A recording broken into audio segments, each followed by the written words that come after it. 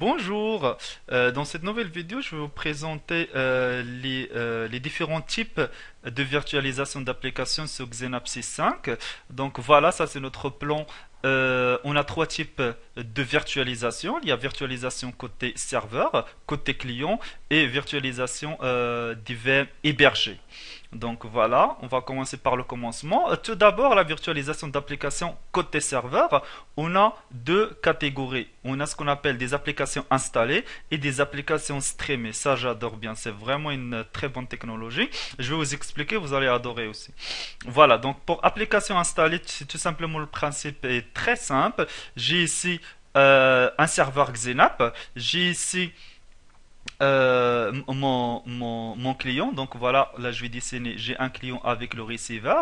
Voilà, ça c'est mon Xenap. Je viens sur le Xenap avec le DVD et j'installe mon application. Disons ici c'est Word Office, c'est Excel je pense. Donc voilà, c'est Excel. Je vais installer dedans, je vais publier l'application et tout. Et boum, lorsque celui-là il va s'authentifier et tout, il aura un petit raccourci dans son bureau qui est écrit dedans Excel 2010 par exemple. Lorsqu'il va double-cliquer sur l'application, sur ce raccourci, lui, il va aller demander au Xenap de créer une session, et donc il va créer une session, et après il va lancer l'application, réellement l'application, il va tourner sur le serveur, et comme on a vu en fait dans la vidéo précédente, avec le protocole SCA, j'ai un déportage d'affichage. Donc ce client-là, il peut travailler sur son écran, voilà, qui est représenté ici. Il peut travailler sur. Mais là, il y a la mise à jour de la souris et de l'écran et tout, mais réellement l'application il tourne ici.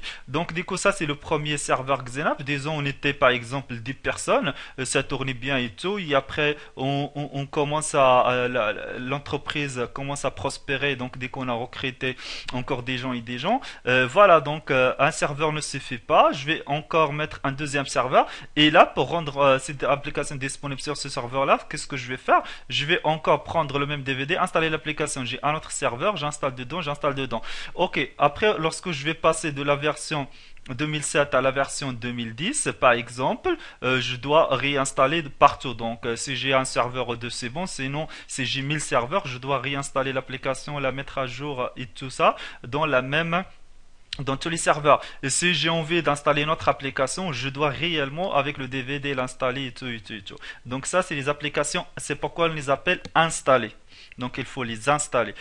Et dans cette vidéo, en fait, je vais vous expliquer juste les principes de chaque technologie, et après on va consacrer un certain nombre de vidéos par technologie. Donc on va aller installer, publier, machin et tout, les applications installées. Donc pour le streamer, ça c'est vraiment, j'adore bien. Qu'est-ce qu'on va faire?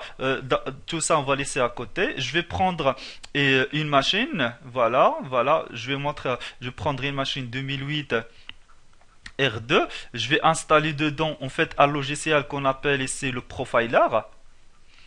Voilà, que Citrix ils appellent profiler, mon d'autres éditeurs, et ils appellent ça le packager. Voilà, donc on installe le logiciel. Ce logiciel, il nous permet de faire quoi? Je prends ce même DVD, voilà, je prends le DVD, je vais l'insérer, et là, je vais lancer ce logiciel, et ce logiciel, qu'est-ce qu'il va faire? Dedans, je vais installer virtuellement cette application. Et je fais suivant, mes trucs normaux, quoi. En fait, j'installe classiquement cette application. Et à la fin, ce logiciel-là, il va me créer un dossier. Voilà. C'est une forme d'archive, tout simplement. Donc, c'est un dossier qu'il va me créer. Moi, je prends ce dossier-là, je vais le nommer par exemple Word. Voilà, 2007. Voilà, je prends ce dossier-là et qu'est-ce que je fais avec? Je pars sur un serveur de fichiers. Là, je vais l'appeler fs comme file server. Disons c'est fs01 par exemple.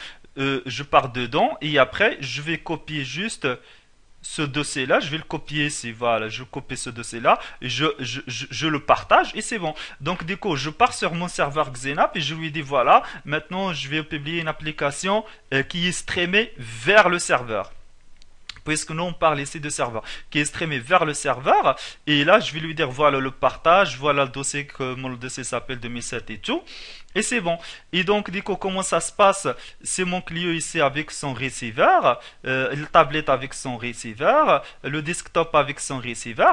Voilà, il y a un monsieur qui s'appelle Amid Arabezon, il va s'authentifier, il va se voir ici un raccourci, lui aussi, je sais pas comment il s'appelle. Voilà, un raccourci, un raccourci, un raccourci. Lorsque lui, il va cliquer sur ce raccourci-là de Windows 2007, le serveur, qu'est-ce qu'il va faire? Le serveur, il va alors télécharger ce dossier-là, il va aller le télécharger, il va l'exécuter ici, donc ça c'est Word, c'est notre Word, il va l'exécuter, et donc du coup avec le SCA, ils vont communiquer, voilà, avec le SCA, il va faire, voilà, clic, voilà, mise à jour d'écran et tout, mais réellement l'application, il va tourner ici, on est d'accord, l'application, il va être téléchargé, le package, le zip, il va être téléchargé ici, il va s'exécuter là et l'utilisateur il va juste voir les affichages. C'est tout simplement c'est comme celui-là. Rien, il n'y a pas d'installation 10 000 fois. On a juste une seule installation. Ce monsieur-là, il va cliquer sur ça. Le Xenap, il va aller télécharger le même. En fait, ça c'est en cache, mais voilà, on va télécharger le même. Il va l'exécuter. Voilà, c'est une autre session, c'est une autre application. Il va le connecter et celui-là, il va double-cliquer et ainsi de suite. Voilà. Disons maintenant, voilà, comme ici, en fait, on était juste 10 personnes. On est passé de 10 avec un seul serveur à 100. Et donc, du coup, je vais ajouter un autre serveur. Et là, qu'est-ce que je vais faire? J'ai rien installé. Je vais juste dire à ce serveur-là, voilà, tu vas recevoir dorénavant cette application. Et boum, lorsque celui-là, par chance, lorsqu'il double-clique, il va peut-être tomber sur ce serveur parce que ce serveur, c'est le moins chargé tout simplement. Celui-là, il dit, ah ouais, en fait, lui, il cherche quoi? Il cherche le Word 2010. Il va aller chercher celui-là, il va le télécharger, il va l'exécuter, c'est Word. Il va mettre l'affichage pour celui-là. Et voilà. Si celui-là, il tombe sur un autre serveur, disons ici, voilà, j'ai envie d'ajouter un autre serveur, je vais lui dire, toi, tu vas participer à la publication de cette application. Je tombe ici, il va aller télécharger ça, il va l'exécuter et j'ai l'affichage. Vous voyez. Donc, du coup, lorsque je vais passer de la version 2010 de 2007 à 2010, combien j'ai d'installations à faire? Ça, c'est une question. Celui qui va répondre, je vais lui donner un cookie. Voilà. Pas cookie Internet Explorer, mais un vrai cookie. Voilà. Donc, du coup, ça, c'est la version 2007. Je passe à la version 2010. Et boum, de la même station, en fait, là, je peux formater, je peux faire ce que tu veux, ce que je veux. En tout cas, on va voir tout ça. Je prends le même truc avec le DVD 2010. Et si je fais une installation virtuelle, ça va me produire un autre dossier 2010. Je copie ici, je republie et bon, combien ça va me prendre de temps? Un quart d'heure. Mais par contre là, vas-y, il faut réserver toute une semaine, ça dépend du nombre de serveurs. Là, j'ai un seul serveur aux 10 000 serveurs, j'aurai juste une seule install à faire, copier et changer la configuration de l'application et bon, blablabla, boum, boum. Voilà, parfait. Donc ça, c'est quoi? Ça, c'est la virtualisation d'applications côté serveur.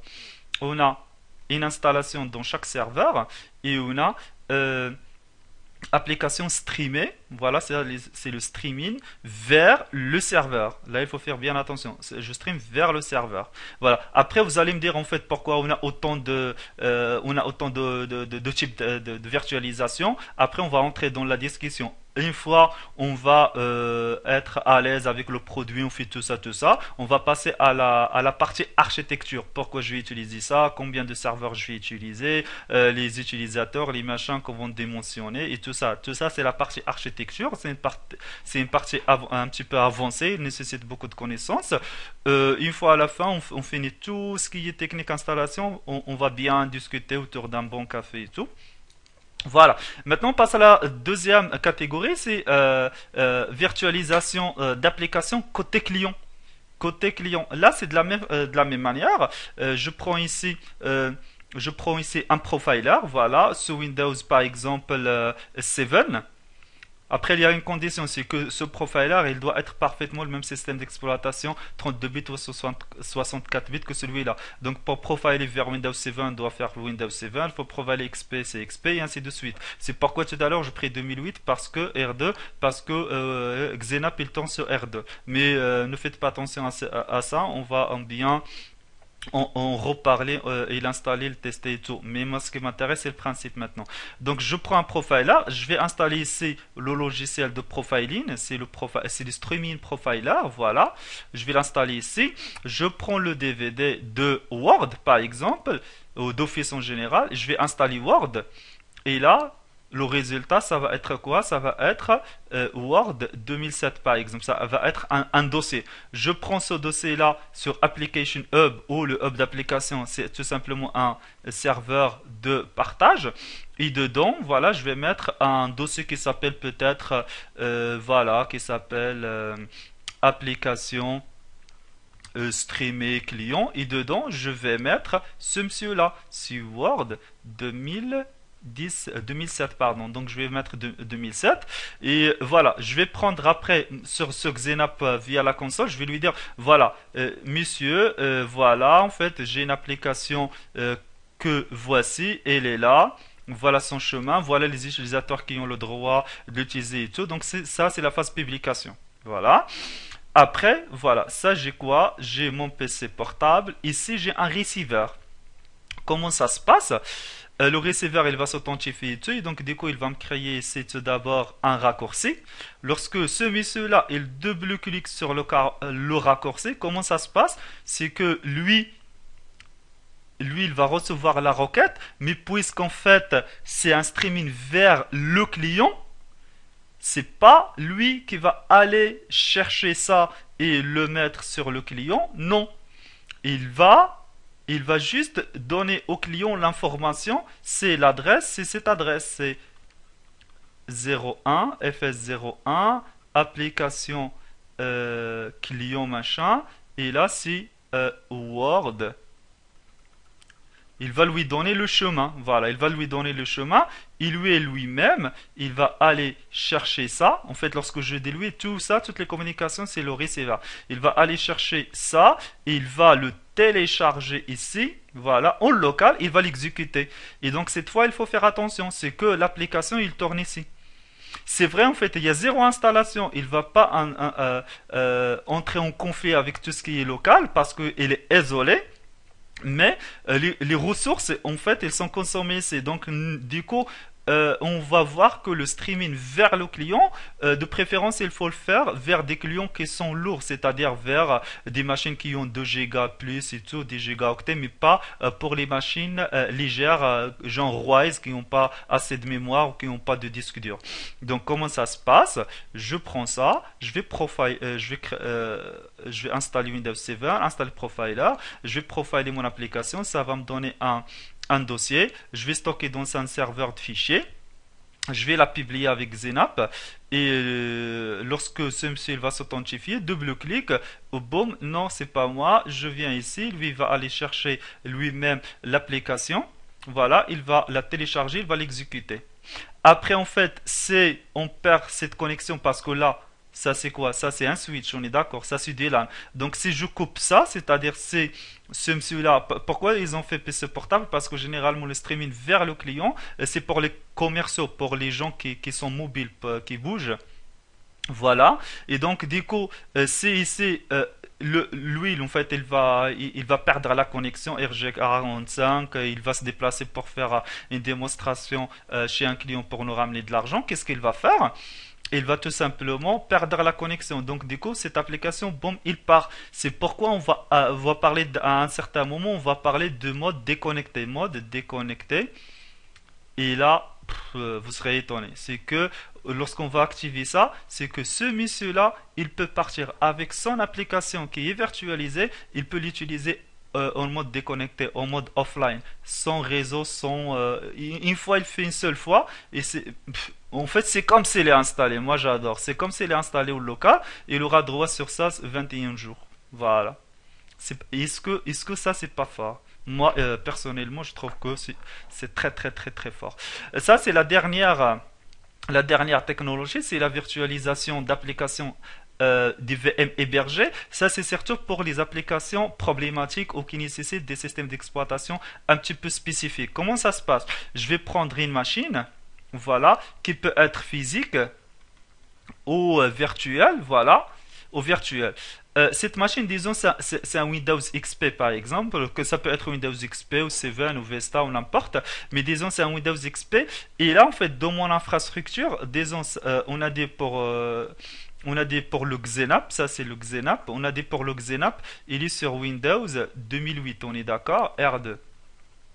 Ça, cette application, en fait, cette application, c'est une application problématique. Pourquoi? Parce qu'on n'est pas compatible, n'est pas ni installable, ni streamable, ni rien du tout. Mais c'est une application qui est un petit peu spécifique. Donc, ce qu'on va faire, je vais créer une machine qui peut être physique, un serveur physique ou virtuel qui tombe sur un hyperviseur.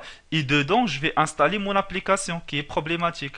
Et donc, aussi ici, je vais installer un composant Xenap de telle sorte que si ce monsieur-là, il va demander cette application, le Xenap, il va aller chercher juste l'application et pas tout le système. Et donc ce monsieur-là, il va voir son application dans son bureau comme ça, il va voir juste l'application qui s'exécute sans le thème et le bureau de XP. Mais attention, en fait, s'il y a une autre personne qui veut exécuter la même application, on a besoin d'un autre serveur XP. Pourquoi? Parce que XP ne fait pas terminal serveur. Il n'y a qu'un seul utilisateur qui peut se connecter à la fois. Donc, du coup, c'est pourquoi on a besoin autant de machines que d'utilisateurs simultanés, tout simplement. Donc, ça, c'est le principe de la virtualisation des applications qui sont hébergées dans des VM. Voilà. Donc, du coup, ça c'est aussi très important à comprendre les trois types de virtualisation d'applications côté serveur avec installation avec streaming, côté client avec le streaming que j'adore, et aussi la virtualisation dans des VM hébergés pour les applications problématiques. Mesdames et mesdames, je vous souhaite une très bonne journée ou soirée et vous étiez adorables. Je vous aime bien. Allez, bye bye.